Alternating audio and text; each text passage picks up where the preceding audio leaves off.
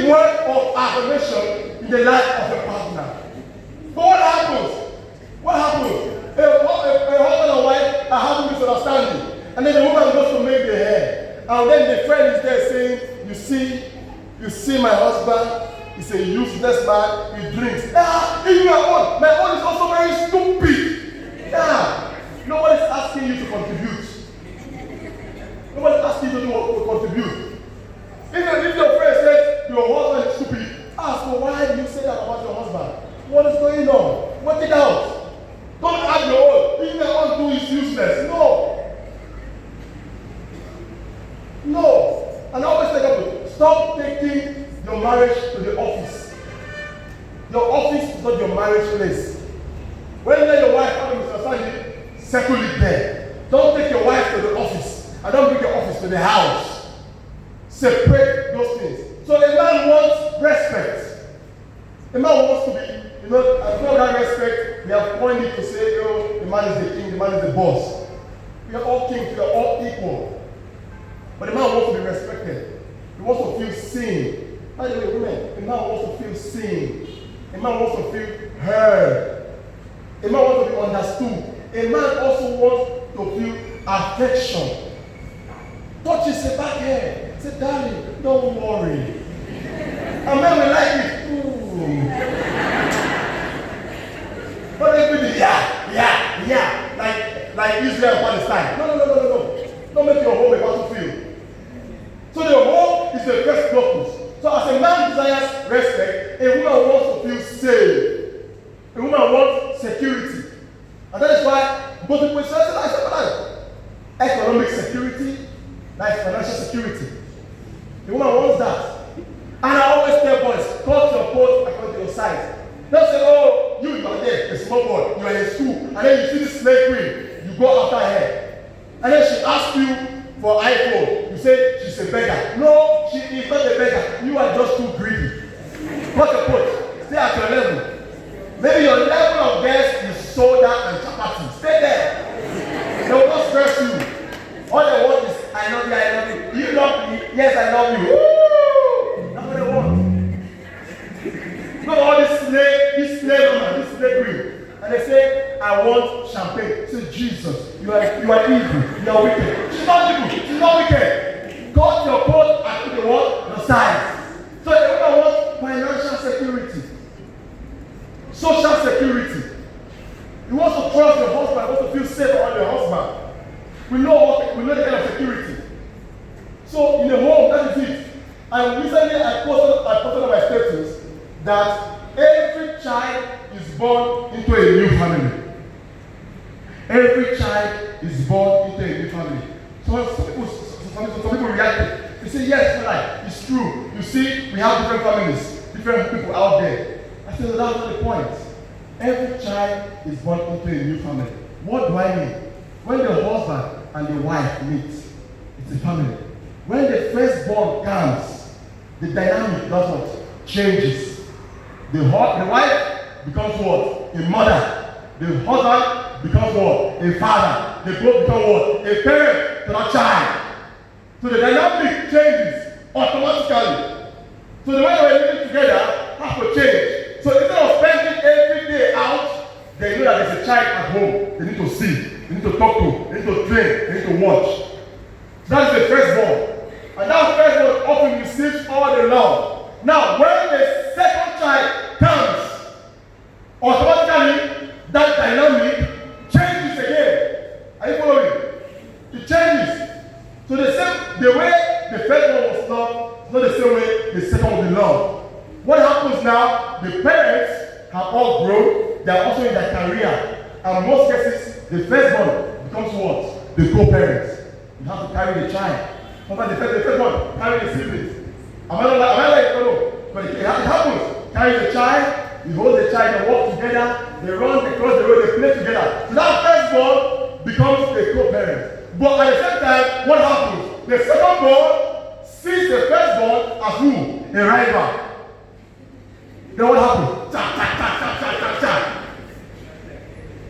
So the parents now come, they understand that, okay, it's a whole different family entirely. So the approach changes. Same thing when the third child most love. Because of what? The father, the mother, the firstborn, the secondborn, they all shower the love on that last born. So that was always love. So that's why each child is born into a new family. So our ability to realize that makes our home a safe place and a safe space for growth, for development, for understanding.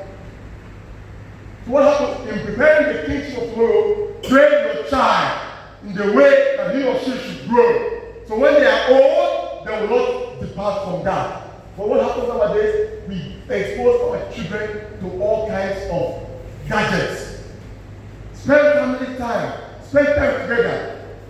Monitor and manage the screen time of your children. Then I emphasize, monitor and manage. My friends always ask me, if you were to have a kid, what vision do you have for your kid? I always tell my friend, between the age of 3 to 10 years, my child will be speaking 4 languages. Between the age of 3 to 10 years, I will make sure my own child is speaking 4 languages. Not Uganda, Uyakole, Ateso, international languages that will open doors for the child. Because you don't carry Uyakole to London or to France. English, French, Italian. I'm not saying we have to learn our mother tongue, it's important. But we also need to be exposed. English, French, Spanish, or whatever language. That is vital. My child must be able to know an instrument, must be able to play an instrument, either the keyboard, the piano, or use the mic. And if my child must develop a skill, even if my child must be able to know how to repair things. Create that interest. And this is why I always tell people, even us, last year, or this year, Museveni said, if the school is too expensive, go to YMCA. And people laughed. People laughed. And I tell you, there are a lot of people who have gone to YMCA, they are back and they are millionaires in this country. Recently, I was in Kampala. My friend is moving out. This young girl was there, my friend. I told the young girl, look at this house. I said, look at this house. It's a beautiful house. I said, what will you do different in this house? I wanted to see her thinking. He said, I'll change the bed. I'm like, I said, look at the house. Why change the bed? What bed? Why did you go for bed quickly? Look at the house. What will you do? Nothing on the head. Nothing. I said, come with me. I said, what is your backup plan? What's your backup plan as a young girl for tomorrow? He says, I'll go to school and I work in an insurance company. I said, who will give you a job? I said, where? I said, what is your backup plan? I said, what is the market in Uganda? Where is the market shifting towards? The girl is still there. Young girl, anyway, in school, university student. I said, okay, come with me. We went to the balcony. I said, what do you see there? It's called buildings. She said, building. I said, really, what is that building? She said, houses. I said, wow. What do we need in that house? She said, family. I said, Mumu. What family? I said, before the family, what do we need in the house? The house will do what? To be furnished. Interior design. I told her, interior design. I said, look at this area in Uganda, in Kampala. People are building, which means what? They need interior designers. And you might not learn interior design in school, but you can learn it on TikTok. You can learn it on YouTube. You can learn it on your application on the phone. You can learn it on ChatGPT. You can learn anything nowadays. I said, that is the market. I said, learn interior design or learn event planning. Our brother Conrad does juice here. We laugh. That from that juice, you can open the market. From that juice, you can be an event planner in this place. I will all be surprised. Say, was another boy that was selling juice at Corpus after mass. But that juice can open the door that no man can close. So what is that talent, that hidden talent that you have? So young boys and young girls, and I tell the girl, you are a very beautiful young girl. There's what we call beauty privilege. If you don't have sense, use your beauty.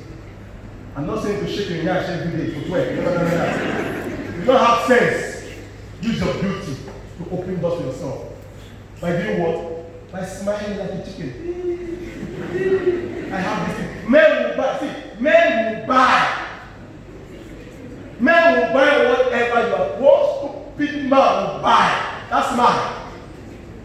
So I say, learn interior design, learn cake making, learn event planning.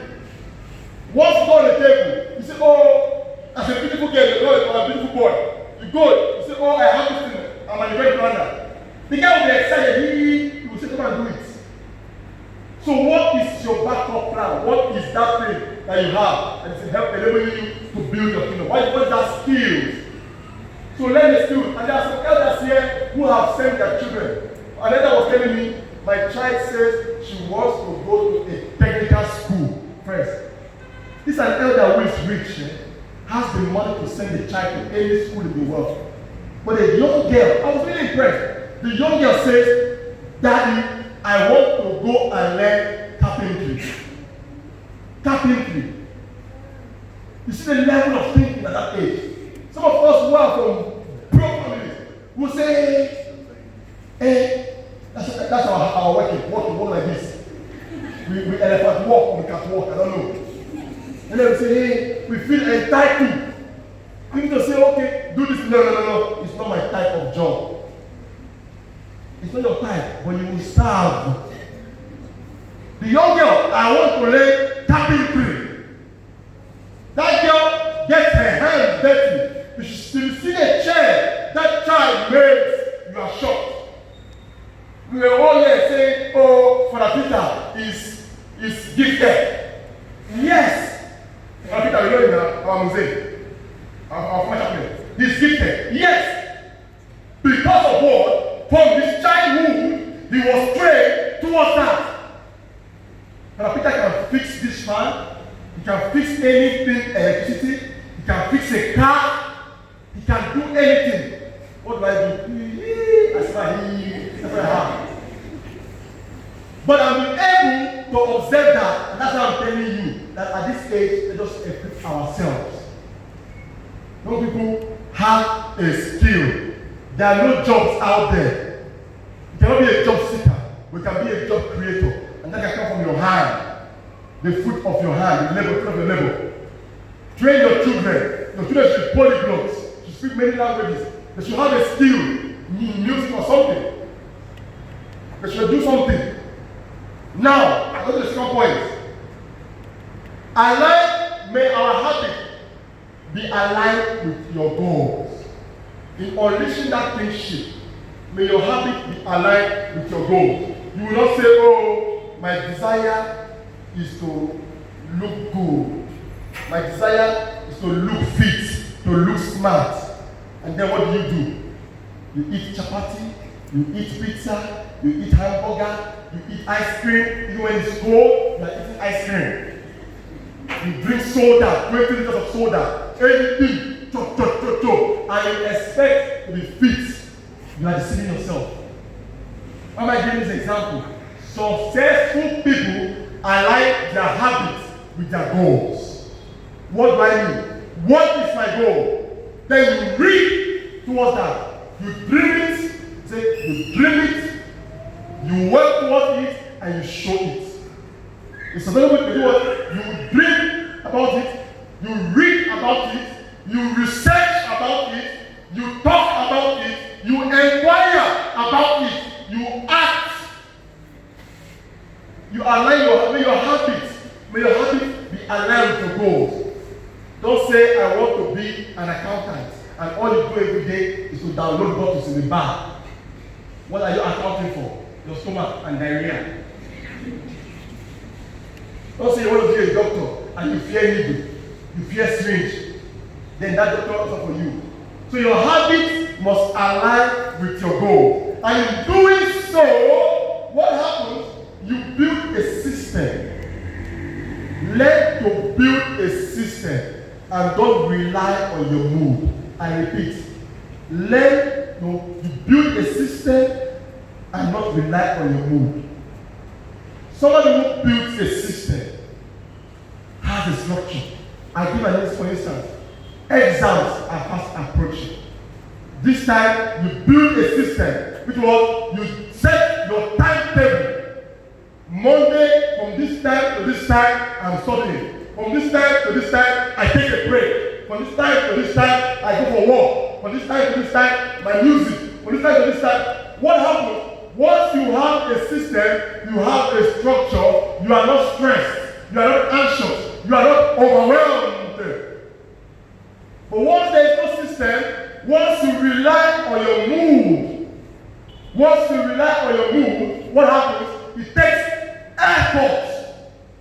It takes effort and lots of energy. You are, this paper, this thing, you are stressed for nothing. Because of what? You are relying on your mood. And the same thing in our homes, in our marriages, in our families, in our work, in our communities.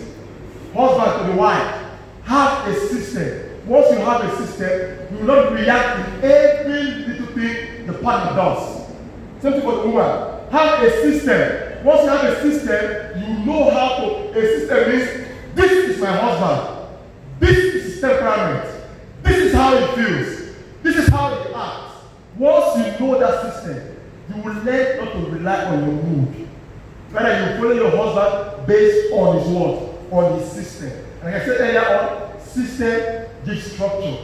Relying on your mood takes energy and effort. So in that case, in building a system, you build a network. A king has a network of people. It's a friendship. It's a friendship creates what? Comfort. Friendship creates comfort. But enemies. Friendship creates comfort. But enemies create what? Movements. I think you get it. Friendship creates comfort. With your friends, you're comfortable. Sometimes you don't do anything, not challenging, nothing. January to December, they're the same. But enemies, when you have an enemy, and I always tell people, I like when I'm hated. I like when they talk about me. It pushes me to go forward. Enemies create movements.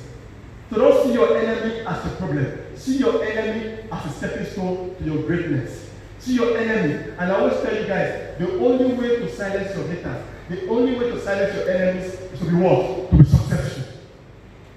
To be what? To be successful. So sometimes we need to cut off from certain friendship and use the power of enmity to push ourselves. Enemies create movement, friendship creates comfort. And that's why the Bible says, in Matthew 11 verse 4, the kingdom of God suffers what? Violence. And only the violent one takes it by force. So don't relax. The world out there is not relaxing. You cannot relax. And I end the last point. My last point is build a kingdom mindset. Build a kingdom mindset. I want to talk about two things here. The first I want to talk about here is generosity. A king is generous. A queen is generous. Kindness.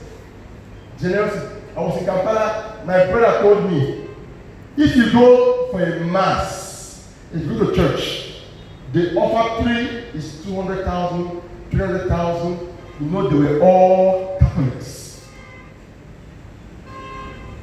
If you go for a mass, the offer 3 is 200,000, 300,000. You know they were all Catholics.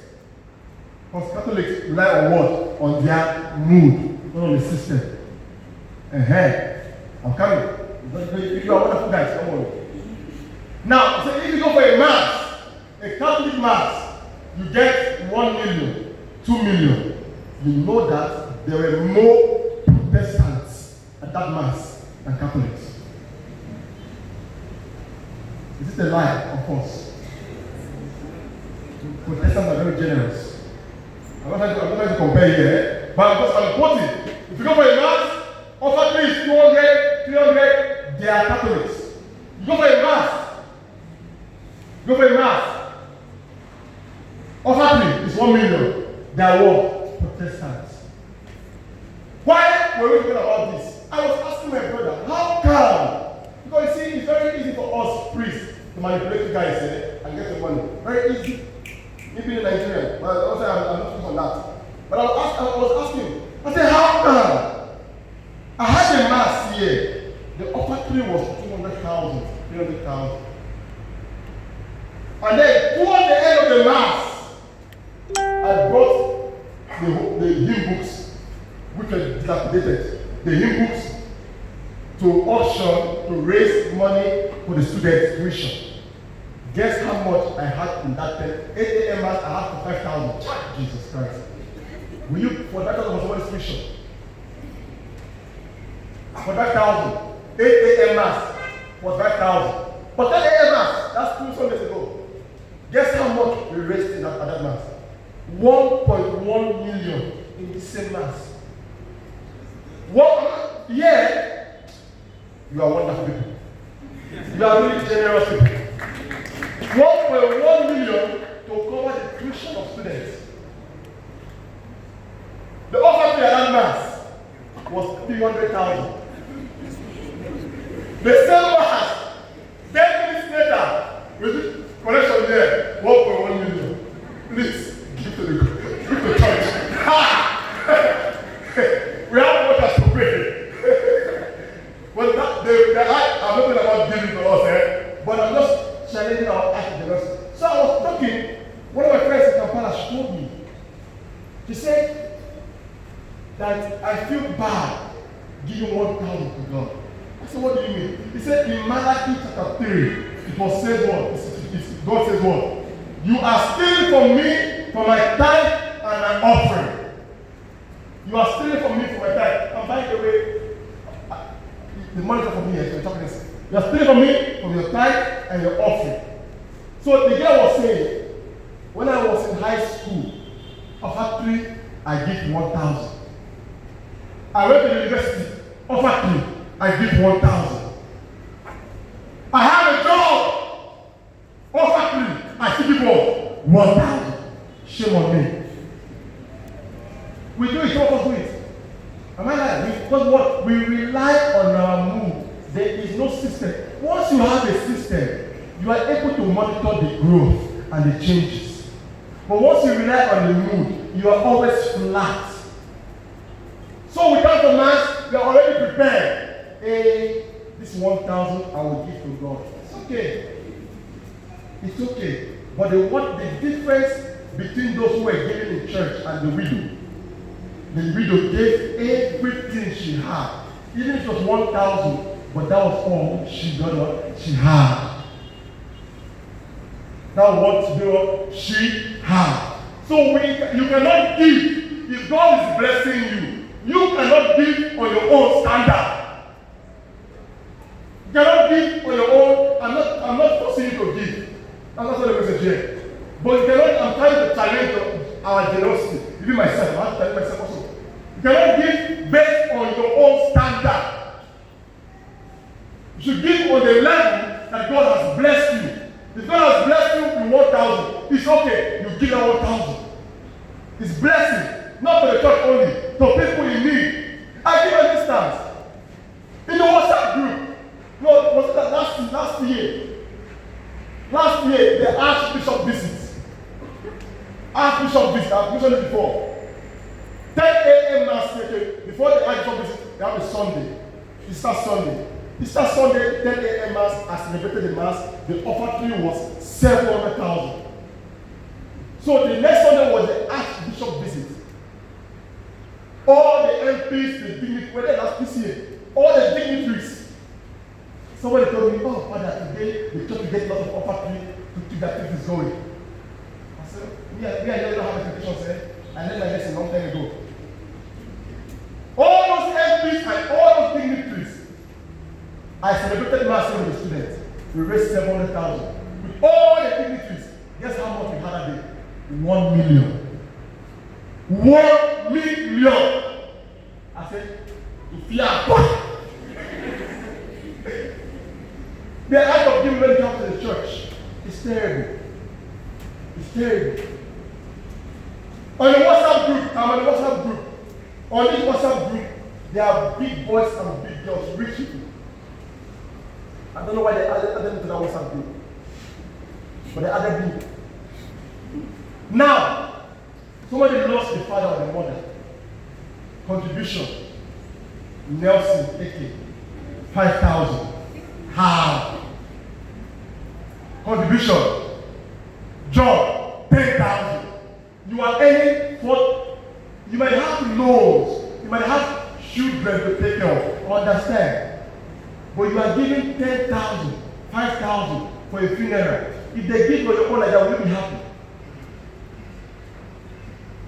They create a WhatsApp group. People are contributing. Contribute, you not contribute. In the church, there's a contribution. Contribute, you not contribute. But we fail to understand that time. See, the hand rotates. Today is my turn. Tomorrow might be your turn. They will say contribute for a group, for an activity. You refuse. And that same thing might be for you tomorrow. You need contribution. Who do you think contributes? But people will still contribute. Because their works, they are not like you.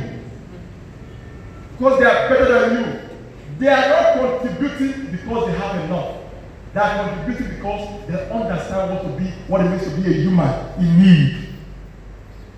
So the Lord is trying to challenge our mentality of giving. The early Christian community thrived based on the generosity of each other. They didn't have money, but they survived based on the kindness of each other. So that 1K, that 500K, no, that 500,000 you have, it's okay as long as it is your widow's mind. You give. You give, and as you give, you say your prayer. Now, in building a kingdom mindset, another one is, I end this one. You need to approach yourself, your kingdom, in these 3 levels. Get this clearly. I said on social media, I said it's good to apply it in our context. A business thrive. People will come to you if you are adding value to their life or you solve their problems. Do you get me? People will run to you. You know, sometimes you see our parents. Our parents, their biggest problem is their phone is not going off.